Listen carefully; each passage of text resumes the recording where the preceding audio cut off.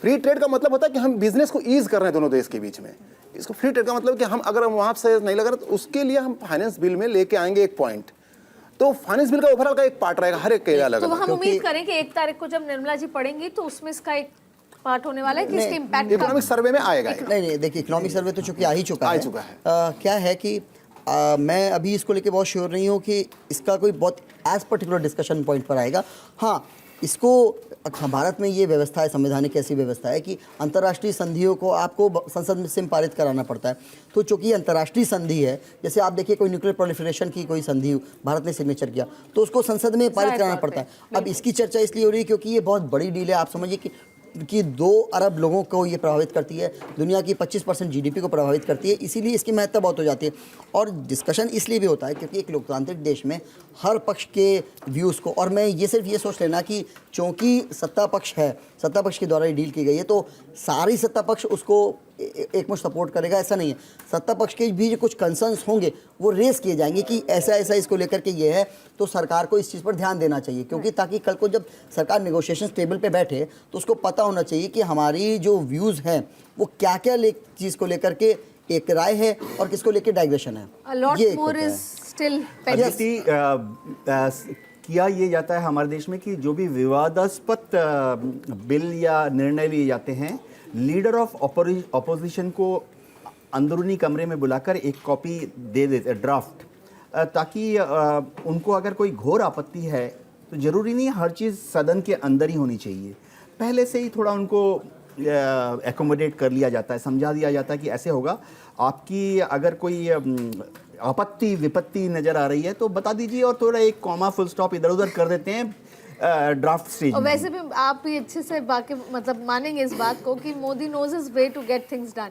हाँ, इसलिए एक क्योंकि आप फाइटर एक्स पायलट रह चुके हैं, मैं एक चीज़ समझना चाहती हूँ कि एक तरफ तो भारत देश, और ओपन डिस्कशन है, भारत देश हम IT AI अलग अलग इंडस्ट्रीज़ में हम आगे बढ़ने की कोशिश है, 2047 का हमारा जो विजन है। दूसरी तरफ आपने देखा कि कैसे इंडिगो का इतना बड़ा क्राइसिस हुआ, तब ये समझ में आया कि भारत इतनी बड़ी आबादी वाला देश, डेवलपिंग नेशन, एक ही एयरलाइन पे डिपेंडेंट हुआ, हॉल्ट हो गए 5 दिन पूरे देश के। उसके साथ साथ हम ये भी प्रपोज करते हैं कि हम 5 नई एयरलाइंस को लाना चाहते हैं। हमारे पास कोई as such infrastructure, logistics, pilots अभी रेडी नहीं है। मूल सवाल मेरा ये है कि आपने अहमदाबाद में क्रैश देखा, चीज़ें निकल कर आई, बट मुझे नहीं लगता कोई क्लैरिटी आया कि हुआ क्यों, ब्लैक बॉक्स, ये वो जांच, SIT।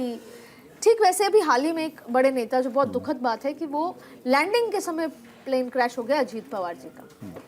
अब कोई कहता है कि अब आप देखिए ट्रोल, उस बच्ची को ट्रोल किया जा रहा है जो महिला पायलट थी, फिर रेसिज्म हो जाता है कि महिला थी, इसलिए बहुत दुखद बातें हैं ये कि आज भी हम इस तरह की बात करते हैं, क्योंकि वहाँ पे एक बहुत ट्रेंड पुरुष पायलट भी थे, लेकिन उसके बाद भी हम लैंडिंग नहीं करा पाए। मेरा मूल सवाल ये है कि क्यों हो रहा है ये? देखो, पहले तो बोल रहे थे कि इंडिगो, देखिए एक पुराने ज़माने में बड़ा फेवरेट शब्द था MRTP, monopolies restricted trade person. उसमें जो एसोसिएटेड विभाग थे, हम बहुत कोशिश करते थे कि एक मोनोपोली गेम खेलते खेलते हम लोग बड़े भी हुए थे, तो कोशिश करते थे कि जो भी डिपार्टमेंट है, महकमा है या एक पर्टिकुलर सेक्टर है, उसमें कम से कम 2, 3, 4 कंपटीटर हों। ये दुनिया के काफ़ी देश फॉलो करते हैं, अमेरिका भी फॉलो करता है। तो ध्यान में रखने वाली बात है कि कोई भी सेक्टर हो, किस तरह से कई बार हमें आर्टिफिशियल तरीके से भी सेकेंड एंड थर्ड कंपटीटर को ज़िंदा रखना पड़ता है।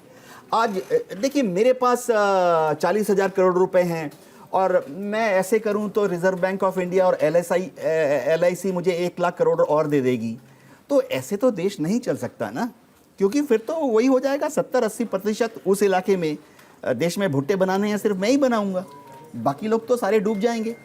तो कई देशों में सरकार आर्टिफिशियल तरीके से, अमेरिका की बात कर रहा हूँ, डिफेंस सेक्टर में खास तौर से वो क्या करते हैं कि एक व्यक्ति को मोनोपोलाइज होने नहीं देते हैं। अगर मैंने 70% मार्केट जीत लिया है, फिर सरकार बोलेगी इनको भी जिंदा रखना है, 30% मार्केट शेयर इनका।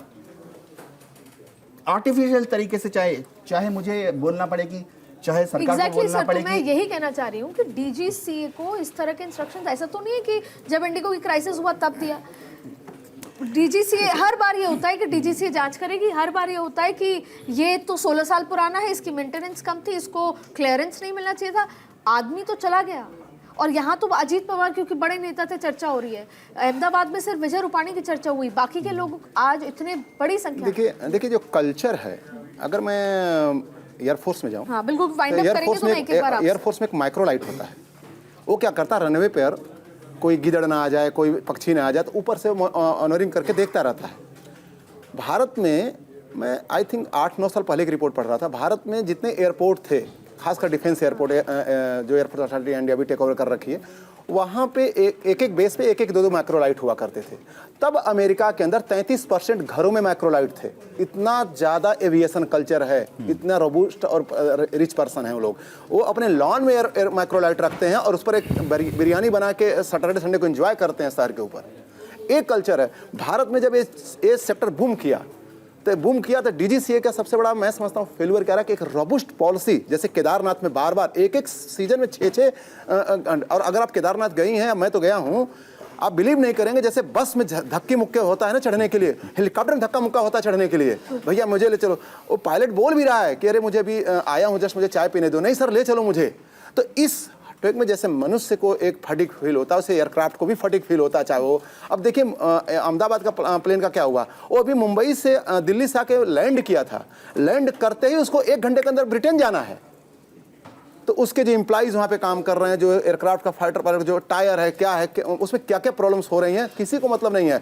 तो जब हम वैल्यू की जगह वैल्यूएशन पे काम करने लगते हैं, चाहे कोई इंडस्ट्री हो, चाहे वो आपका मीडिया हो, चाहे, तो हम डिग्रेड हो जाएंगे। सर हमारे पास लॉजिस्टिक्स और इन सब की कमी है, हमारे पास एयरक्राफ्ट की कमी है, हमारे पास पायलट की कमी है, स्टाफ ग्राउंड। यही डीजीसीए पिक्चर में आता है, पिक्चर में, यही पिक्चर में आता है। और ये क्रिमिनल वो है, अगर देखा जाए तो ये क्रिमिनल ऑफेंस। जी जी बिल्कुल। चूँकि हमारे दोनों एक्सपर्ट पैनलिस्ट ने बात की एक्सीडेंट्स की, और आपके प्रश्न में 2 एलिमेंट्स थे।